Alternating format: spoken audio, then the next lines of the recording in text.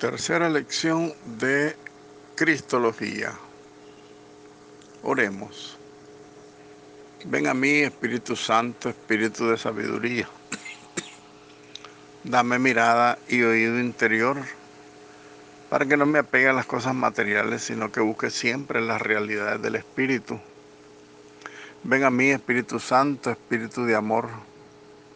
Haz que mi corazón siempre sea capaz de más caridad. Ven a mí, Espíritu Santo, Espíritu de verdad. Concédeme llegar al conocimiento de la verdad en toda su plenitud. Ven a mí, Espíritu Santo, agua viva que salta hasta la vida eterna. Concédeme la gracia de llegar a contemplar el rostro del Padre en la vida y en la alegría sin fin. Amén.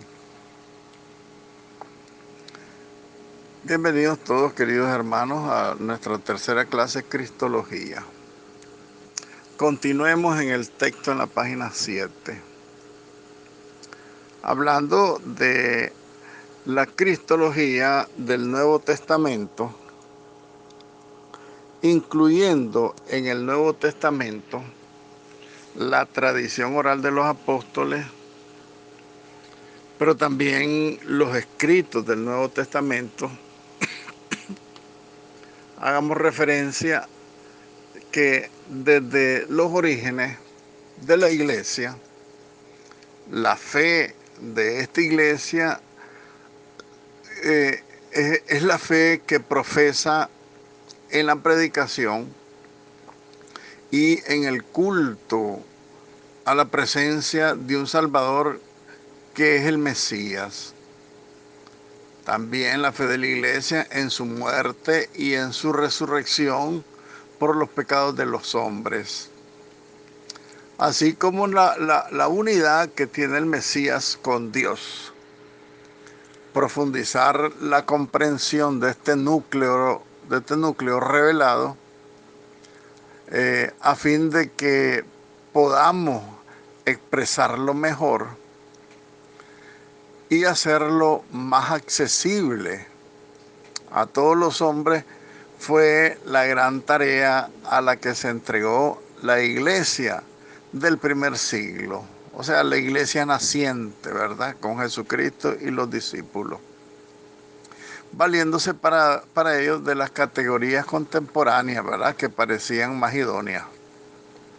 Entonces la iglesia tomaba de su tiempo categorías para valerse de ella y así expresar el misterio.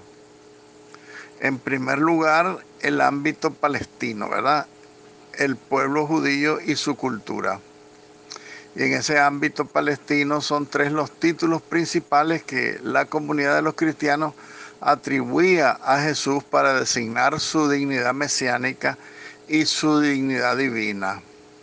Así, por ejemplo, decían Maraná, que significa Señor, título que se encuentra en el original arameo de esa tradición cultural de Palestina, también en el Nuevo Testamento. San Pablo lo refiere en la primera carta a los Corintios, capítulo 16, y también San Juan en su Apocalipsis, al final de su capítulo 22, ya para cerrar y concluir el texto sagrado, la Sagrada Escritura, ¿verdad? Y todo esto el pueblo de Israel lo hacía en el contexto manifiestamente litúrgico. Recuerden que para los cristianos de la iglesia naciente, Jesucristo fue la gran novedad que los introdujo en el misterio mismo de Dios, y por lo tanto ellos celebraban continuamente lo que creían, y eso es lo que significa el contexto litúrgico, la celebración de los misterios de Cristo, que significan acción de gracia, adoración, petición, bendición, etc. También Jesús es calificado en ese tiempo como Bar Nashá, quiere decir el Hijo del Hombre. Y que esa frase que viene para el juicio final, el Hijo del Hombre, ¿verdad? Acuérdense del Evangelio de San Mateo capítulo 25 y el capítulo 26. Este título arranca del mismo Jesucristo, él mismo se identifica como el Hijo del Hombre en estos textos que decíamos del Evangelio de San Mateo, y que tiene un doble significado en su aspecto celestial o metafísico y su aspecto terrestre como persona humana también, resultando así un modo de expresar en el ambiente del pueblo de Israel, en ese ambiente palestino, el misterio de Cristo. Pues este Cristo, como les decía yo, es toda la gran novedad del momento, que Cristo es Dios y que Cristo es hombre. Entonces, un misterio profundo que los llena a ellos de una admiración tal, en una expresión litúrgica, por lo tanto, y que este Cristo, este Mesías, Dios y hombre, este mismo sujeto desarrolla un ministerio terrestre a favor de los pecadores y tiene el poder de juzgar a los hombres con autoridad divina porque es hombre y porque es Dios. Y por último también el tercer capítulo, el tercer título que se le da en este contexto palestino a Jesucristo es el de Mesías, que según es sabido en el ámbito palestino significaba ungido, Cristo. Son frases que utilizan en ese momento para designar al Mesías. ¿Qué significa el Mesías? El ungido. ¿Qué significa el Mesías? El ungido, el Cristo. Son palabras sinónimas, podríamos decirla en ese mismo contexto, y que designaban justamente por lo general al rey de Israel. Entonces, una cuarta connotación entonces de la cultura palestina es ese Mesías ungido, Cristo y rey de Israel. Por otro lado, esta iglesia naciente también toma de la cultura griega también elementos para designar la persona de Jesucristo, ¿verdad? Los títulos recién expresados de Señor, Hijo de Hombre y Mesías que hemos dicho anteriormente tenían un diverso valor para los judíos, y también distinto el valor que tenía para la persona que provenía del paganismo. En este caso, pues nos referimos al mundo griego, que es el primer acercamiento que tiene el pueblo arameo con esta cultura y esta lengua griega, que se le llama helenística. Entonces, su atención en este ámbito helenístico y griego, las categorías bíblicas eran desconocidas, porque acuérdense que esta gente no tenía acceso a los textos sagrados, solo el pueblo de Israel. Entonces estas personas que provenían del paganismo, del griego, desconocían las categorías bíblicas y todo lo que la revelación tenía para el pueblo de Israel.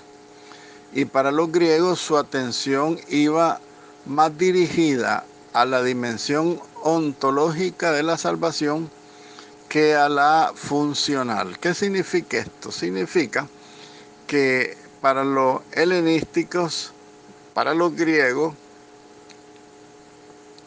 estos contenidos, estos significados, digamos así, de estas palabras que decíamos anteriormente de los israelitas, Señor, Hijo del Hombre, Mesías, Rey, estas palabras eran en sentido esencialmente ontológico, dicen los griegos, o sea que era propiamente la esencia misma de la persona de Jesucristo, que él traía impreso en su ser y en su naturaleza humano-divina esas categorías: Señor, Hijo del Hombre, Mesías, Rey. Él lo traía en sí mismo, porque es una dimensión ontológica, o sea, la esencia misma de la naturaleza de Jesucristo, que es humana y divina. Antes que la función que significará cada una de estas palabras, ¿no? Sino que la esencia misma de la naturaleza de Jesucristo, que como hombre y que como Dios viene a redimir. No la función de la palabra, qué significa la palabra Señor, qué significa la palabra Hijo de Hombre, qué significa la palabra Mesías. Entonces eso no le interesaba a los griegos. Le interesaba todas esas mismas palabras, pero dentro de la naturaleza misma de Jesucristo. Entonces, por esa razón los griegos entendían la salvación que se debería considerar abierta a todos los hombres y que es obra de un ser celestial, Jesucristo es Dios, por supuesto, este ser celestial enviado desde el cielo para liberar al alma humana en la cárcel de la materia. En algunas cosas tiene razón, en otras no. ¿Por qué razón? Porque entendemos que el pueblo griego, sin tener un conocimiento de las categorías bíblicas, este pueblo griego pagano le atribuía todos estos títulos a Jesucristo por su misma esencia, porque venía a salvar, porque fue enviado desde el cielo. Todo eso está claro y muy perfecto. Pero el problema que decían ellos, que era un ser celestial enviado para liberar al alma humana de la cárcel de la materia. Sin embargo, esta especie de gnóstico, este es un elemento o una doctrina gnóstica, ¿verdad? Que el alma está prisionera en el cuerpo. Eso es falso, es parte del gnosticismo. No ofreció los contenidos a la cristología, a la fe de la cristología cristiana, ¿verdad?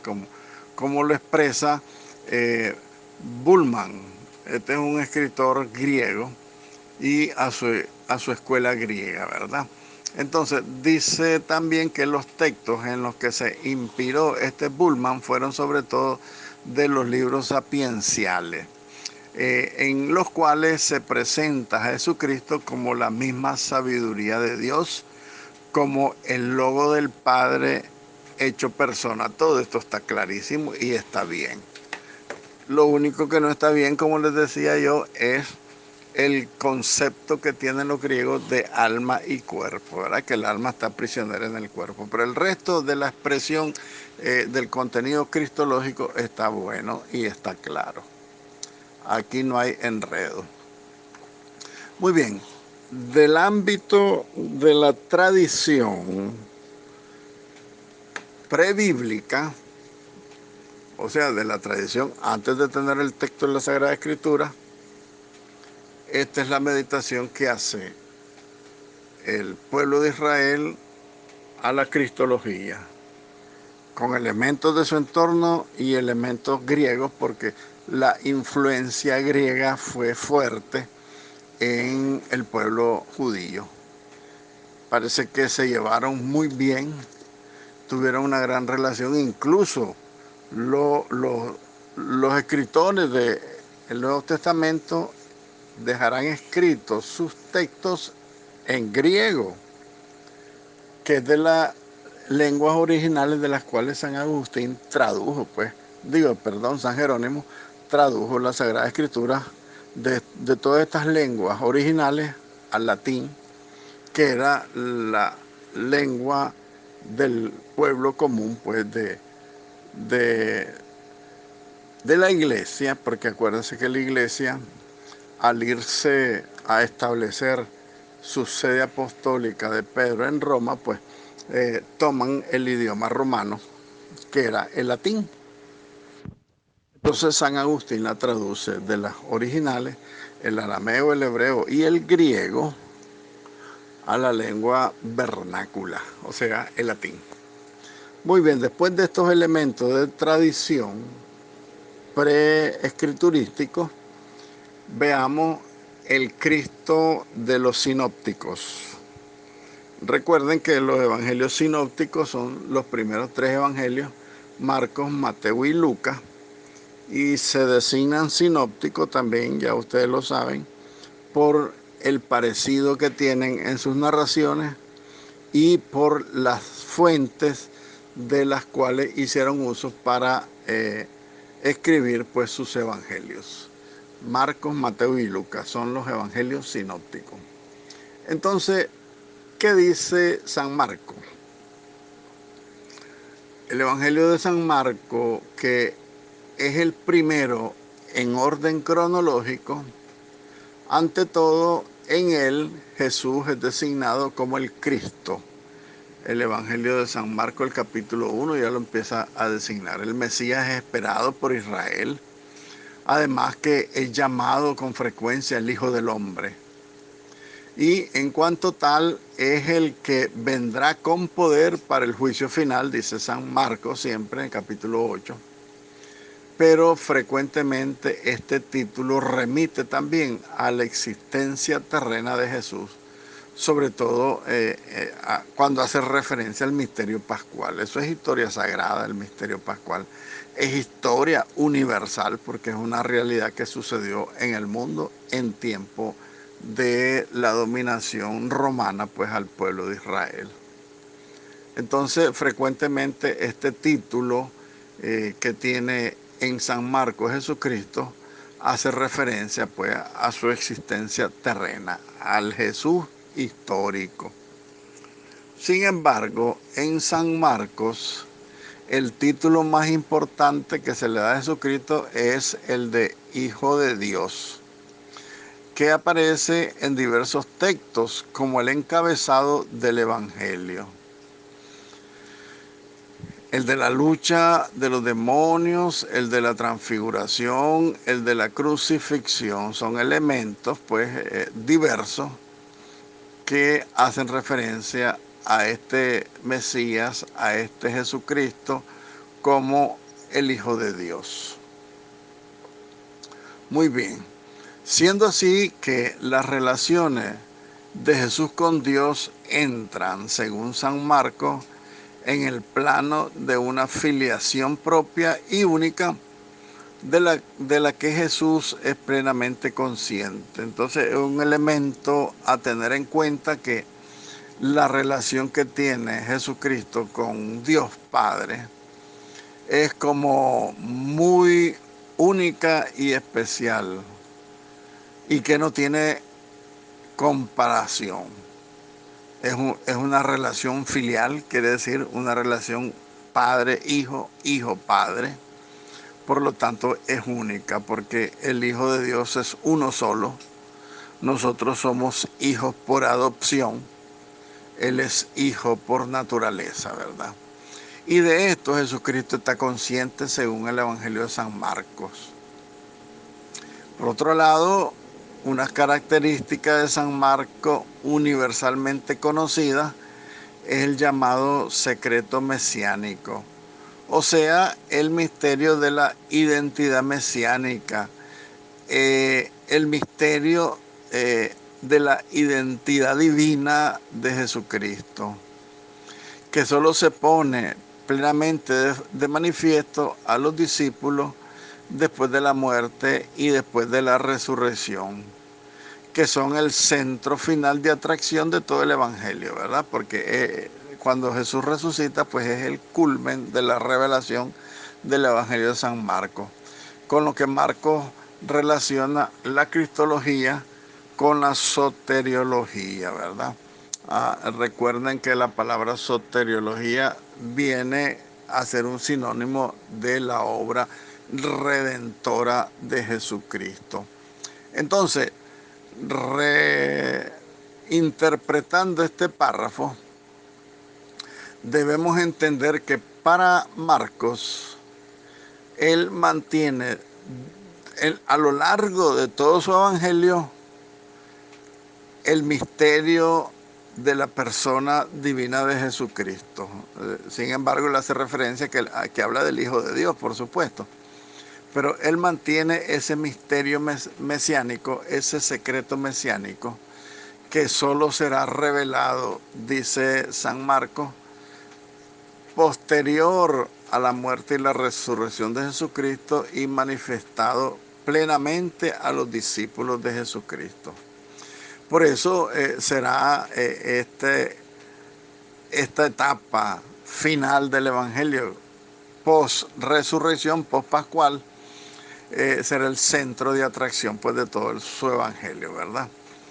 Y en este sentido, pues ya empieza la comprensión plena del misterio cristológico y del misterio soteriológico. Significa pues el misterio de Jesucristo y el misterio mismo de la redención, el misterio mismo de la salvación, que ya es clarísimo para todos los discípulos a partir pues de que ven, tocan y comen con Jesucristo ya resucitado. Esa es la gran connotación que tiene la cristología del Evangelio de San Marcos como uno de los evangelios sinópticos. Muy bien, veamos ahora el Evangelio de San Mateo. San Mateo es el segundo libro del Nuevo Testamento, el segundo libro de los sinópticos, o sea, de los tres evangelios parecidos. En el Evangelio de Mateo, la cristología se presenta más articulada. Además, esta cristología está fuertemente marcada por la experiencia de la comunidad cristiana en la que maduró esta experiencia, esta cristología, ya que es de origen judío esta tradición de Mateo. Entonces ellos tienen bastantes fuentes de revelación, comenzando con los textos del Antiguo Testamento, resucitó según las Escrituras, etcétera, todo lo que hace referencia a Jesucristo, los textos de la Sagrada Escritura, ¿verdad? ¿Por qué? Porque Mateo y su evangelio son de origen judío y está dirigido a sus destinatarios que también son judíos. Y por otro lado, presenta también Mateo aspectos nuevos de la personalidad de Jesucristo. Por ejemplo, el verle como nuevo legislador, como sabiduría de Dios, como el Mesías que es más grande que el templo, pero que es descendiente de Abraham y de David, como el que cumple las escrituras, etcétera, etcétera. Entonces vemos nosotros la connotación particular del Evangelio de San Mateo es la personalidad de Jesucristo. Legislador, acuérdense que el Evangelio de San Mateo Jesús habla de muchas leyes antiguas que Él las viene a perfeccionar, que Él es la sabiduría de Dios. Un ejemplo de esas leyes, se dijo desde antiguo, no matarás. Dice Jesucristo, yo les digo que el que mira de mala manera a su hermano ya cometió un crimen contra él. En ese sentido, Jesucristo es el verdadero legislador, el que perfecciona la ley divina. No es que la perfeccione, sino que viene a darle su verdadero sentido. Por eso es el nuevo legislador, es la sabiduría de Dios, que Jesucristo es más grande que el templo. Aquí hay uno que es más grande que Salomón, uno que es más grande que Jonás. ¿Se acuerdan ese texto de San Mateo? Pero también a la vez el Evangelio de San Mateo hace ver pues que a pesar de su grandeza como sabiduría de Dios, también tiene su descendencia humana, desciende de Abraham, de David, como el que viene a cumplir las escrituras, etcétera, etcétera, ¿verdad? Sin embargo, también en el Evangelio de San Mateo se encuentran también algunos rasgos comunes a la tradición apostólica en la que se inspira Mateo. Acuérdense que San Mateo judío, en el entorno del pueblo de Israel, en el entorno de las 9 iglesias nacientes, pues Mateo se inspira en todo eso. Y así, en este Evangelio de Mateo, Jesús es el Señor es el Mesías, es el Cristo, pero también es el Hijo de David, el Hijo del Hombre. Entonces ahí vemos nosotros la revelación de la divinidad y de la humanidad de Jesucristo. En San Mateo, finalmente, estos títulos resultan ser insuficientes para definir por sí solos la personalidad de Jesús.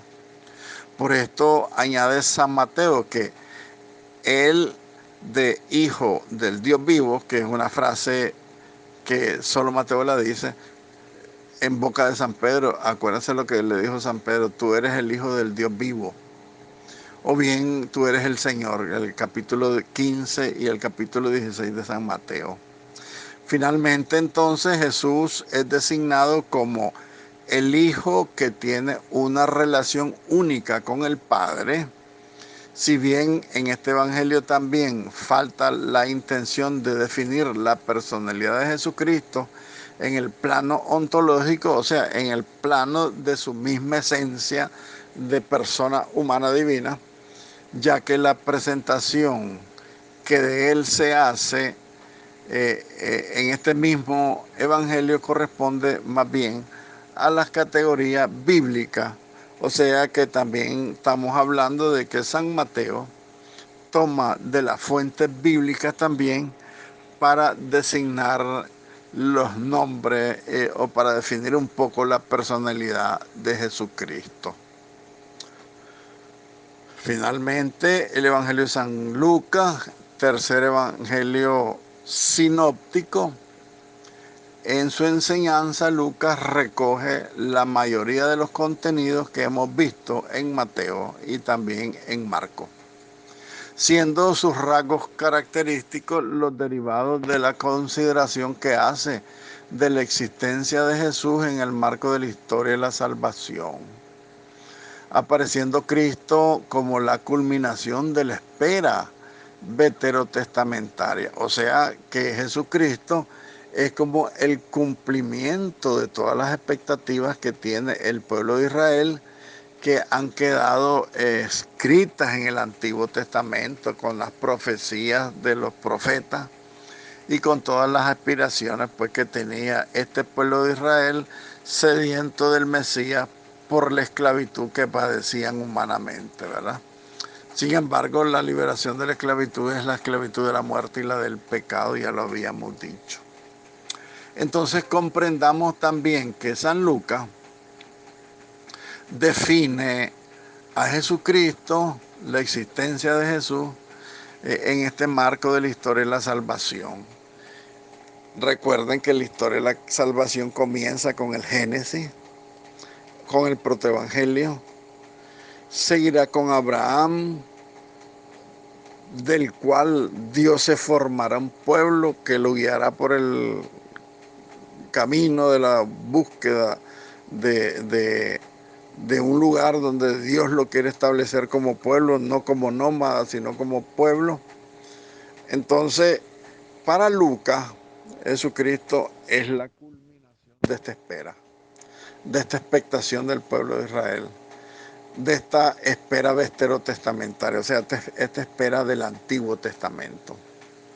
Pero también Lucas, como el principio del nuevo periodo de la historia salvífica, así señala a Jesucristo a través de la predicación apostólica que abarca a todos los pueblos. Fíjense bien.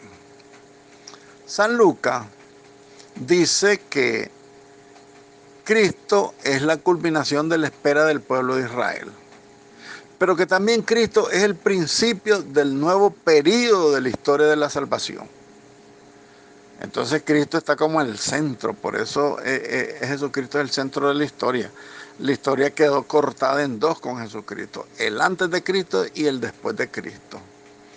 Estos 2020 años que estamos viviendo es a partir de la historia de Cristo. Y para atrás se cuenta los años antes de Cristo. Por eso significa que San Lucas hace esta gran revelación, que Jesús satisface, culmina la espera llena las expectativas del pueblo de Israel en este marco de la historia de salvación, pero a la vez comienza el nuevo periodo de la historia de la salvación. Nosotros hoy, nuestro mundo está inserto también en esta historia salvífica, dentro de la cual Dios interviene para llevarnos a todos a la plena realización del hombre por un lado y a la salvación eterna pues de toda la humanidad. En principio los que quieran salvarse, pues, por supuesto. En particular San Lucas, en esta historia salvífica, se explica toda esta historia de la salvación a partir de la resurrección gloriosa de Jesucristo.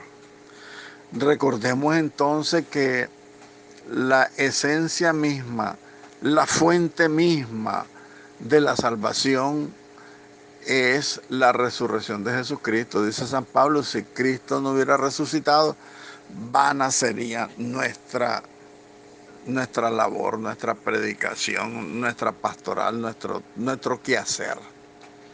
Entonces San Lucas habla en principio de esto, que la historia salvífica se explica toda ella por la resurrección de Jesucristo y que solo el encuentro con el resucitado aclara el sentido de la Sagrada Escritura, dice San Lucas en el capítulo 25. Y esto dará principio a la misión de la iglesia, recuerden. Entonces significa, por lo tanto, que al mostrarse Jesús a sus discípulos, Él se está revelando a toda la humanidad. Está teniendo un encuentro Dios con el hombre para redimirlo. En este encuentro tiene sentido totalmente la Sagrada Escritura cuando Jesús resucita. Todas las escrituras del Antiguo Testamento adquieren su verdadero sentido, aunque los judíos aún hoy no se lo aplican a Jesucristo, pero todas las Sagradas Escrituras están hablando de Él. Sin embargo, no lo reconocieron nunca, ¿verdad? Y que para la iglesia también es el inicio de la misión. Porque le dice Jesucristo a los discípulos el día de la ascensión al cielo, se me ha dado todo poder en el cielo y en la tierra. Ahora yo les digo a ustedes, vayan por todo el mundo y bauticen a todas las gentes, enseñándoles todo lo que yo les he enseñado a ustedes. Entonces, eso significa que a partir de la ascensión de Jesucristo inicia la misión de la iglesia, con la misión apostólica. Naturalmente, San Lucas también emplea los títulos tradicionales que hemos mencionado sobre la cristología, asociándolos entre sí, pues todos estos títulos que tiene Jesucristo, subrayando especialmente la bondad de Jesucristo. Lucas se complace en insistir en su misericordia con los pobres. Le gusta contar escenas de perdón y subraya la ternura de Jesucristo con los pobres, con los humildes. Esa fue la visión de Lucas. A Lucas le encantaba reflejar la bondad, la misericordia, el amor, la ternura que tenía Jesús por los seres humanos, principalmente por los pobres y los humildes. Y que en síntesis todo esto revela que Jesús es imagen del Padre, de un Padre infinita e inesperadamente misericordioso. Acuérdese las parábolas de la misericordia, el capítulo 15 del Evangelio de San Lucas, ¿verdad? Ahí donde Lucas quiere darnos a conocer una nueva, un nuevo elemento de la esencia misma de Jesucristo, que es Dios, ¿verdad? La bondad, la misericordia, el perdón, la ternura, para con los hombres, para con los pecadores, principalmente con los pobres y con los humildes. Muy bien, ahora veamos qué dice San Pablo, la cristología de San Pablo. Después de reflexionar en la cristología de los sinópticos, dejamos el cuarto evangelio como una cristología especial de San Juan, Pero primero veamos la cristología de San Pablo. En la reflexión cristológica de San Pablo entran una diversidad de elementos grandes. Principalmente son la revelación que Jesús le hizo personalmente a él, a San Pablo. Recuerden el hecho del encuentro que tiene Saulo con Cristo en el libro de los Gálatas capítulo 1. También la aportación que la tradición de la iglesia le dio a Pablo. También la experiencia de predicador y de fundador de comunidades cristianas que tuvo Pablo, y además pues de su experiencia en la cárcel ya cuando era mayor. En su cristología Pablo se da una profundización homogénea, o sea, todo llega a un mismo fin. Pero es profunda la cristología paulina, que a través de 3 movimientos pasa de la enseñanza soteriológica de la iglesia primitiva, centrada toda ella en el acontecimiento pascual y en la parusía, a la participación del creyente en la vida misma del resucitado mediante la justificación, para llegar finalmente a la reflexión sobre el misterio de la persona de Jesucristo. En cuanto a las cartas pastorales, siguen presentando a Jesús en la perspectiva soteriológica como único salvador del hombre. La soteriología de San Pablo es válida en ese sentido porque reafirma San Pablo lo que la iglesia siempre ha anunciado, que la salvación vendrá al hombre únicamente por Jesucristo, ¿verdad? Entonces es importante las fuentes, digamos así, que San Pablo utiliza para su cristología. Incluso su experiencia del camino de Damasco, su experiencia de la comunidad cristiana, su experiencia como predicador, como fundador de comunidades, y también su experiencia, digámoslo así, en la cárcel, porque recuerden que hay varias cartas de San Pablo que fueron escritas en la cautividad, cuando estaba preso. Así, en San Pablo entonces Jesucristo es presentado como preexistente junto al Padre. Lo veremos en la cristología de San Juan, en el mismo prólogo de su evangelio. Él hablará de esta preexistencia del verbo que estaba en Dios y era Dios, ¿verdad? Entonces San Pablo también lo ratifica, que Jesucristo ya existía junto al Padre, que Jesucristo es de naturaleza divina, que Jesucristo es igual a Dios, y que a pesar de todo ello se despojó de esa dignidad grande de Dios y se hizo hombre, y que Pablo dice adoptó la condición de siervo y que fue obediente hasta la muerte, por lo cual Dios lo resucitó y lo proclamó Señor, dice a los Filipenses capítulo 2. Este Cristo que presenta San Pablo es además imagen de Dios invisible, engendrado antes de toda criatura. Es que solo Él ha sido engendrado. Nosotros fuimos creados, que es otra cosa. Nosotros engendramos hijos en nuestro matrimonio, no los podemos crear. Por eso la gran contradicción del aborto. Lo que nosotros no podemos crear no lo podemos destruir, porque nuestros hijos son engendrados. Eso mismo podemos decir de Jesucristo con San Pablo. Jesucristo es imagen visible del Dios invisible, que es una frase linda de San Pablo, y que fue engendrado antes que toda criatura. Es el primogénito de toda criatura.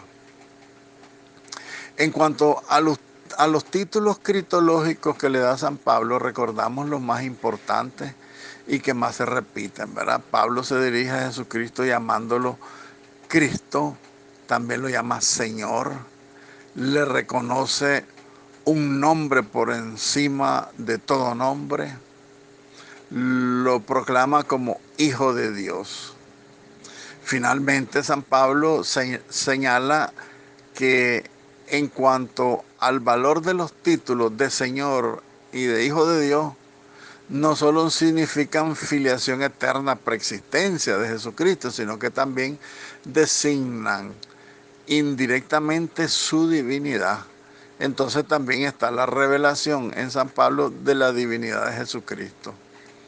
En particular, el título de Señor que le da San Pablo coloca a Jesucristo en la intimidad inaccesible de la subsistencia divina. Miren ustedes qué maravilloso. Entonces, San Pablo, cuando se refiere al Señor Jesucristo, lo está colocando mucho más alto que los ángeles y los santos, en la cumbre más alta del cielo, a la derecha del Padre, a la derecha de la divinidad, como otra persona divina. Si puede preexistir respecto a las criaturas es porque está siempre junto al Padre. Entonces Jesucristo también podemos decir con el Padre que es eterno, infinito, todopoderoso, preexistente, sabio y todos los elementos que designan pues la naturaleza divina, el misterio que se esconde en el seno pues de la Santísima Trinidad, el Padre, el Hijo y el Espíritu Santo. Muy bien, hasta aquí vamos a llegar. Continuaremos con los escritos de San Juan, que dice San Juan de su cristología. Ave María, gracia plena, Dominus tecum, benedicta tu in mulieribus, et benedictus fructus ventris tui, Iesus. Santa María, Mater Dei, ora pro nobis peccatoribus, nunc et in hora mortis nostre. Amén.